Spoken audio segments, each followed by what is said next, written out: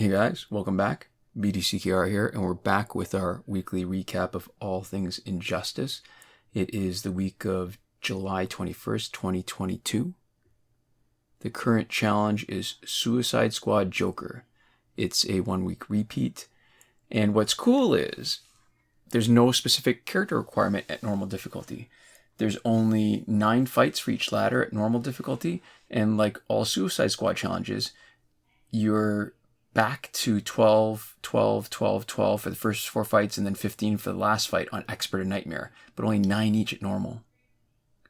Better prizes, you get a silver pack, gear locker, gold pack, instead of the usual bronze credits and then silver pack before you get the challenge character. So once you get past the normal difficulty, the required characters are Wonder Woman, Batgirl, and Batman, who are silver, challenge gold, and gold. But that probably doesn't matter as much if you're going to be using the challenge reset, because you know, we're generally not in favor of the challenge gold being a requirement because it feels like a pretty big barrier for newer players. But in this case, you're going to unlock Suicide Squad Joker pretty easily. His passive is Maniac. The Joker can't wait to show you his toys. A powerful random effect will occur on his special 1. Receives 10% less damage and deals 10% more damage for each additional Suicide Squad member on your team. He's got attack and health are both 1350, and he was last available September 23rd, 2021. So his stats are great. They're high. The first part of his passive, I think, it's not really much. It's not actually much of a passive. The random effect makes it hard to actually plan around it, and the fact that his damage is reduced when you look at other characters with a similar damage and what their special 1s are worth, you're paying for that random effect by doing less damage. It's almost as if the first part isn't a passive because, let's face it, there's other characters that have a damage over time or some other thing that happens on the special 1, and they lose damage on doing that special 2. We did a video on him a while ago, linked in the description. And if you're watching this video and we did it right, you're also watching a current run from today with Suicide Squad Joker. And I think the important thing is if you're going to highlight Suicide Squad Joker, you really have to highlight a team with Harley Quinn, because it's her special 2 that really unlocks what makes Joker so special and unique. So here's the thing. The damage on Suicide Squad Harley Quinn's special 2 using Joker is based on Joker's damage. It's boosted by his passive, which is plus 10% per Suicide Squad teammate, and boosted also by and affected by any of the gears that has an effect on his special 2. And since the damage needs to be based on something, it's not totally weird that it be based on his damage stat, but what's kind of funny is that when he comes in to help Harley Quinn, you see his special 1 animation, which is the gunshot. It's triggered by her special 2, Harley Quinn's, and it takes something approximating his damage stat as the base damage, but then is affected by his special 2 modifiers. And so a lot of that's not intuitively obvious, but you can figure that out with a bit of experimentation. In the video, there's going to be a few instances where he's doing a ton of damage, more than 200,000, while spending very little or actually no time counting against him if we don't tag him in. Because the clock at the end of the fight could show 0 time, and I think there's a couple fights in here with 400,000 damage. The even better thing is that it doesn't matter if the opponent is blocking, you're going to see the full 209,295 damage every time. If you're curious, his gear in that current setup is Kryptonian Rifle, and the ability that matters is a 30% crit chance on special 2. Demon Blade, which we've always said is a really great 2.5-star gear, where there's a 15% damage boost to special 2 and a 30% crit chance on special 2, which is the only gear right now that both gives you a damage boost and an increased crit chance on special 2. And the last gear is Fourth World Godly Mace, where there's a 100% area effect. Opponent's team takes 15% damage from special 2, which is not a lot. It's still something. That's, with the current damage, that's about 30,000, I think. 25% damage boost to special 2, and a 30% power drain chance on special 2. So what you're getting is his base damage is in the 50,000. He gets another 20% for his teammates. He gets the 15% boost from one gear, 25% boost from another gear. The 60% combined crit chance from the two gears combined with his max augmented to 50% means he's critical hitting every time.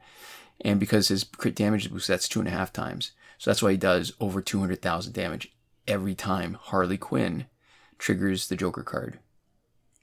And I think the hardest thing about this team is timing her special right.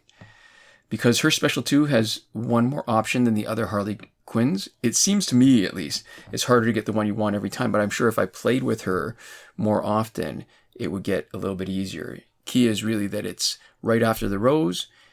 If it starts on the Joker, just let it play out and it'll end on the Joker. If it starts on anything else, let it pass. And on the second time that the rose comes around, you try to hit sort of right around the rose, and it usually triggers the next one, which is Joker's card.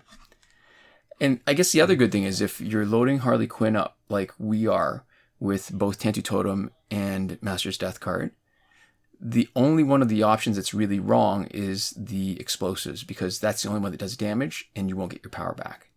The problem is if you hit the wrong thing, you get your power back. Sometimes that delay, when you miss the Joker card, it leaves enough time for you to be vulnerable to a counterattack from your opponent. And if you look at her, obviously she's got Astral Harness, Harley Quinn. There's probably a better third gear choice for her. But until I get better at picking her special 2, it's a bit of a crutch.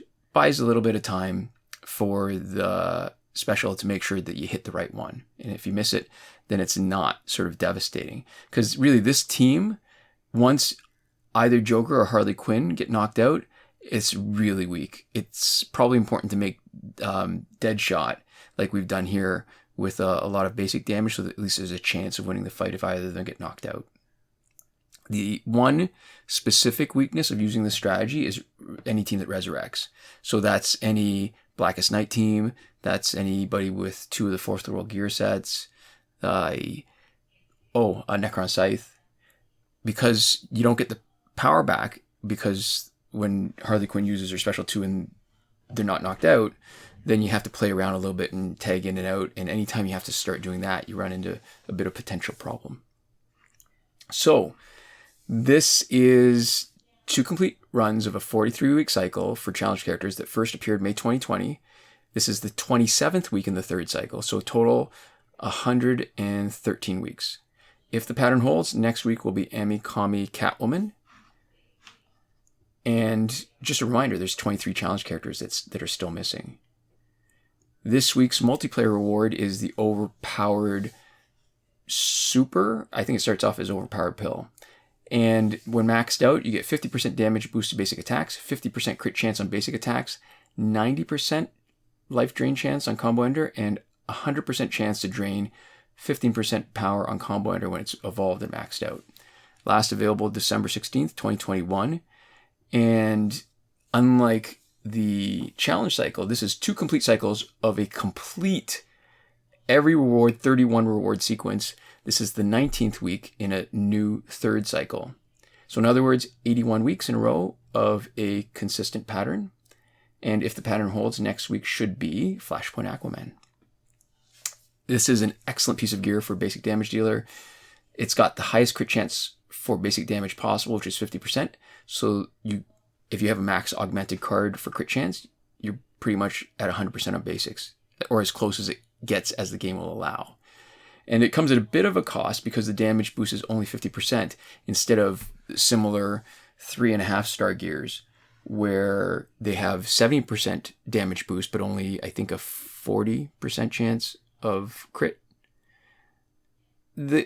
What makes up for it is the 2 combo ender effects. I mean, I typically don't like combo enders, but the fact that both of them, it's all in line with the basic damage dealer, it's got a great synergy. So health drain and power drain.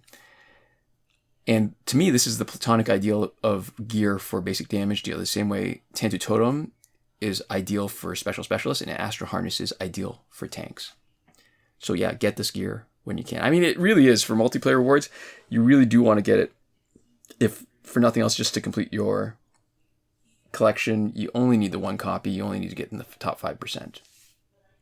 In the store, we've got Ami Kami Catwoman Early Access Pack, $12.99.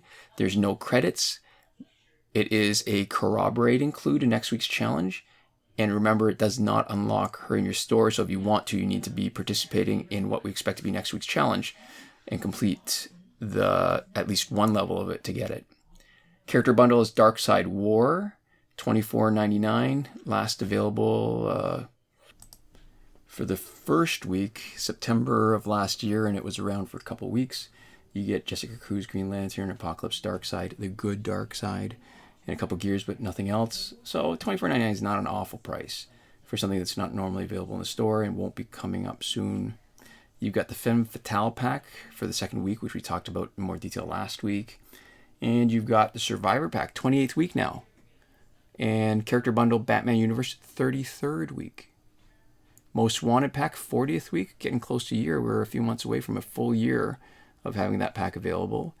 And the Celebration packs, so Joker, Aquaman, Shazam. I think probably worth revisiting once it's been a year. They're all about half a year, 26 weeks now, with Aquaman being the outlier, having been around a couple weeks longer, 28 weeks. And our Survivor has the Suicide Squad gears for one more week until the 27th of July. Phantom Zone is finished. Fight 62 is still broken. Double XP for the weekend. I'm not sure what event this is going to be or why they're having it, but yeah, I won't complain. Last weekend's breakthrough was Raven, Superman, and the Arkham Knight as expected. This coming weekend is probably Harley Quinn, Killer Croc, and Martian Manhunter. It's been like that for more than a year. No reason to expect it to change. There's a link in the description to a Reddit thread from Devlin16 that goes over the complete breakthrough cycle. And that's it. Normally, we used to do the current glitches review once at the end of the video every week. But what we've decided to do is that we'll go into more detail every time something significant changes, which did not happen this week. But even if nothing changes, we'll still have a more detailed review once a month.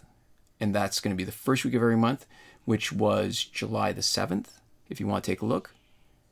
And in that playlist that's linked in the description, you can see a video tutorial for every working glitch. And that's it. So this is where we like to thank our supporters on Patreon. And that is a big thank you to BomboBen, Console Peasant, and Edwoon, supporting us at the top tier last word. Sinemac and Mohammed Albshaiti at the Your Message Here tier.